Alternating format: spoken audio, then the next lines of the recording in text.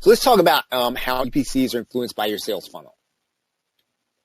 Now, there are going to be two elements that you're going to remember when you're creating your front-end offer, right, as well as your upsells. You and I have to make sure that whenever we're creating our front-end offer, we really need to do this. And this does not come natural. If you want to try to influence your EPCs and you want to try to make sure that your sales funnel does as much as it possibly can, you're going to need to make sure that you try to do your sales funnel before you create your product. And that's counterintuitive because it's going to help you to answer the right questions about your front end product with an eye toward what you'll create for the back end. Right? So what do we mean by that? You also want to make sure that you stick with the same theme throughout your product funnel. So let's take a step back here. When you start out creating a product, what typically happens is you have something that you're trying to show someone how to do, or you're putting together some kind of software program, or you're putting together some kind of content package.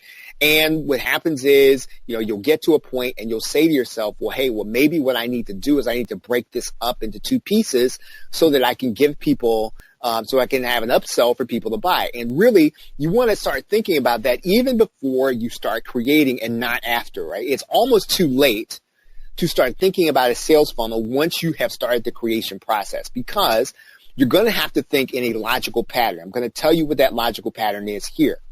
The other things we're going to have to do is we're going to have to stick with the same theme throughout our product funnel. What happens is when we stick with the right theme, in other words, the person who buys the product, they bought the product for a reason, right? Maybe the theme of our product was, I'm going to make it easier for you to be an authority in your niche. Everything in your product funnel then has to help that person to do that. If your theme is, I'm going to help you to earn higher CPA commissions, then everything in the funnel must help that person to do that.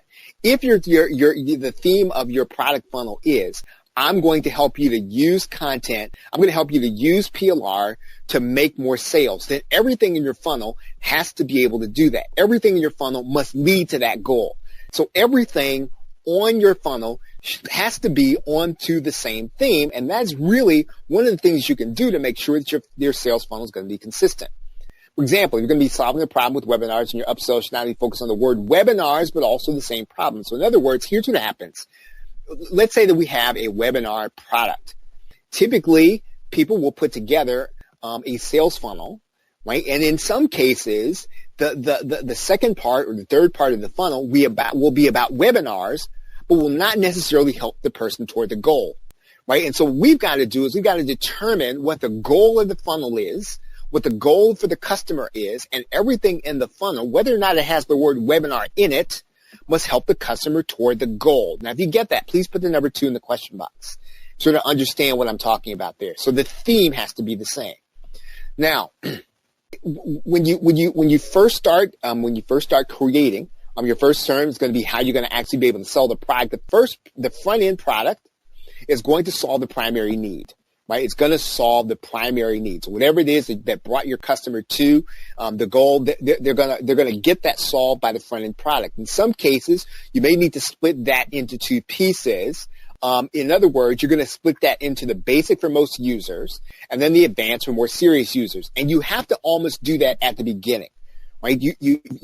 Because if you do it after the fact, the break is not going to come naturally and it's not going to be logical. But if you do it knowing that you're creating a basic product in the very beginning and you're going to get someone to a basic goal, then when you create the back end or you create a more advanced version, you will know that at the very beginning. The front end offer should always have mass appeal. It's going to be designed to get the maximum number of people to the particular door for a particular subject.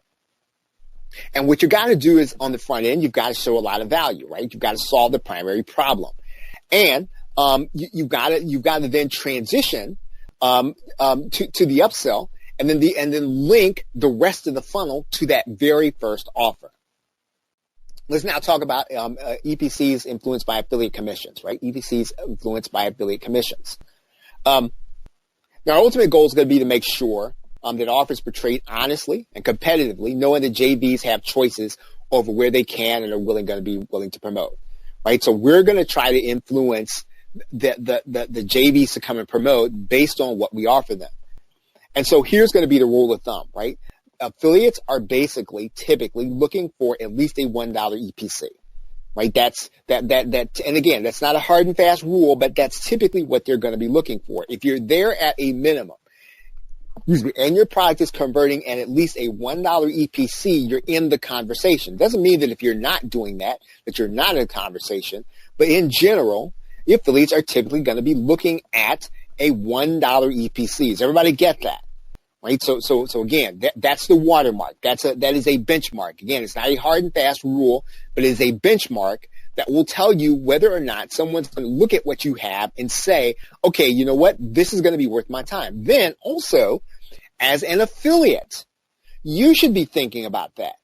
Am I going to promote this product or not? Well, one of the ways that you can look at it and tell is if you send the same kind of traffic that the offer is promoting, right? If you send the same kind of traffic, what can you expect for all of the visitors you're going to send, right? You should evaluate that as an affiliate. But again, from a product creation standpoint, you're typically going to be looking at $1. And so the question is going to be how you can influence the amount earned from the affiliate perspective, right? So that's going to be the question. One of the things that you can do is you can increase the affiliate commission, right? So you can increase the affiliate commission from 50% to 100%. Let's go through a few numbers here. So any offers that are going to be less than less than $10. You should probably think to offer 100% commission, right? Again, what you're trying to do is influence the EPCs. You want them to earn more, and you want that to show up again as a product is going to be worth their time. So again, under $10, typically you should be offering 100% commission if you can. Right now, if you plan to launch an offer price lower than $7, you want to keep this in mind. Your sales copy is going to have to convert extremely well. I'm going to tell you why here. Because you need to have an offer converting at least 14% in order to get the $1 EPC. Right? That's why, if you're going to go below $7, you've really got to be giving people 100%. And if you're going to go below $7, you've got to have something that's really, really, really going to convert. Right? You're going to have to convert at least 14% on the front end for people to see your offer at $1 EPC. Now, again, I know that was a little tricky in terms of the number, right? Okay, so Jim is asking what the 14% means. The 14% means that the number of